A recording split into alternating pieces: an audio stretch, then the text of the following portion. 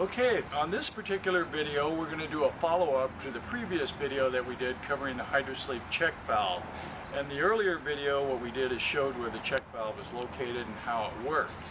This actually answers the question, how do we know that the HydraSleeve check valve actually works down the well? And this question seems to have come up more recently in the last year, posed primarily by the regulatory community and not so much the users. What we're going to demonstrate today is actually how the HydraSleeve stays sealed as it goes into a well, and then also how once it's full it stays sealed coming out of a well. In this case it'll be two clear columns. I want to point out that these particular tests were done, it's ancient history actually. We did them back in the late 1999 to 2000 to confirm that the check valve actually did work. Otherwise the HydraSleeve would not be a viable functioning tool, and we'll get into that a little later. But the first demonstration, this is going to be a 4-foot clear column in front of me. We're going to actually drop a HydraSleeve with basically an Alka Seltzer tablet in the lower portion of the HydraSleeve. And then we're going to let her sit in there. Now, for those of you who have worked with Alka Seltzer before, you know if it hits water, you get a pretty violent reaction. Although this is generic, actually Alka Seltzer, but you get a reaction. So what we're going to do, and we've done this like I say in the past, is lower this HydraSleeve into the column. And as we lower this, you'll notice the water pressure actually presses the sleeve together as it goes down. Okay. It also presses the check valve closed as it goes down. And when you deploy a HydraSleeve, just a tip for in the field, what you want is if you can just drop it into the well to the depth that it wants to, that it's going to be deployed at, in other words let it free fall, you're better off than fiddling around and popping them up and down and moving stuff around. But if you notice, as of yet, there's no water in here, and we've had these things sit for months at a time without ever getting any fluid in it. If you do get fluid in it, the good news is, as long as it doesn't get it going down, which doesn't happen, the fluid is actually from the formation in the well screen, and you're going to be sampling that anyway. Plus the HydraSleeve is made out of polyethylene, the same thing as a passive diffusion bag, so if you happen to be sampling for volatiles, any small quantity that might get in it is going to equilibrate with the surrounding aquifer anyway.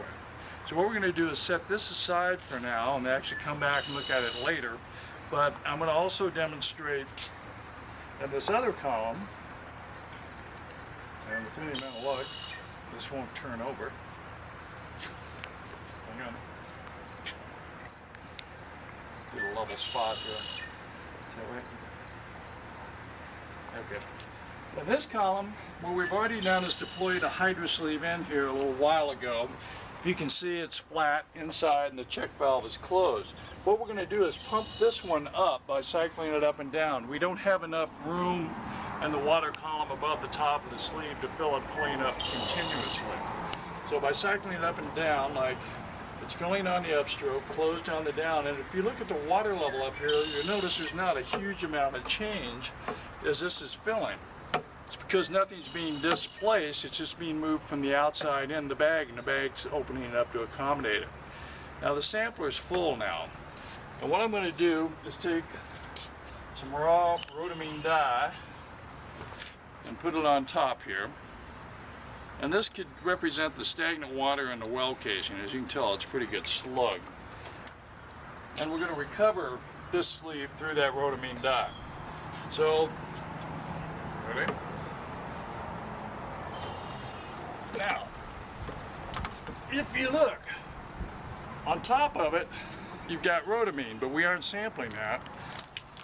It's below the check valve, and the bottom of the check valve is down here. So when you flop the sleeve over before you decant your sample out, anything that's collected on top of the check valve, and that's constantly changing as it's recovered, does not get into the sample thing. Now you got a little rhodamine adhering to the outside, but if you can see color-wise, is there a better backdrop? The door? See color-wise, there's nothing actually in the sleeve. And as I mentioned earlier, this has been done numerous times. Okay? Now, the last thing I'd like to demonstrate is I'm going to recover this. This one you can tell there's still no fluid in here, going back to the other sleeve.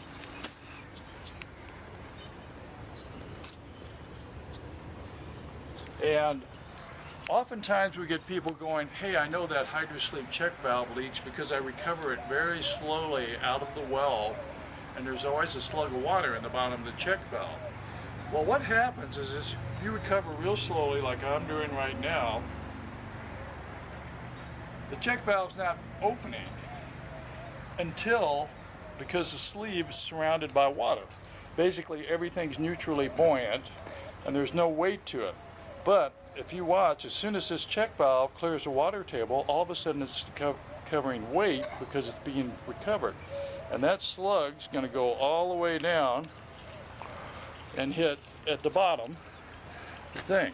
But not until we actually pull the sleeve out of the water table does this occur. So there is no way you can drop a HydraSleeve in a well into the water table, recover it very, very slowly, and then clear the water table without water getting in the sampler. And that's the reason you always have a little slug if you do that.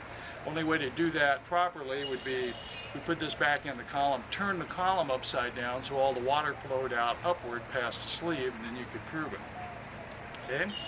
Now, the last thing I kind of alluded to earlier is asking if the check valve actually functions is kind of like talking to the pilot on an airline you're about ready to board and ask them, do those wings actually work? Will they lift the airplane off the ground and keep you in the air?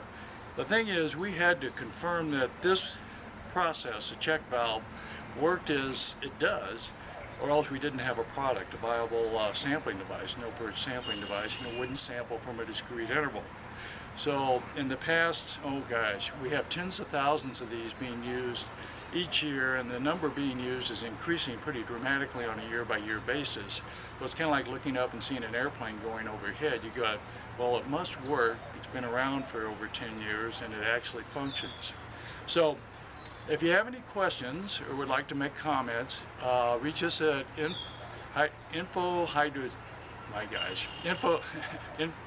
hydrasleeve.com, or you can call us at 800-996-2225. Curb the urge to purge. Thank you.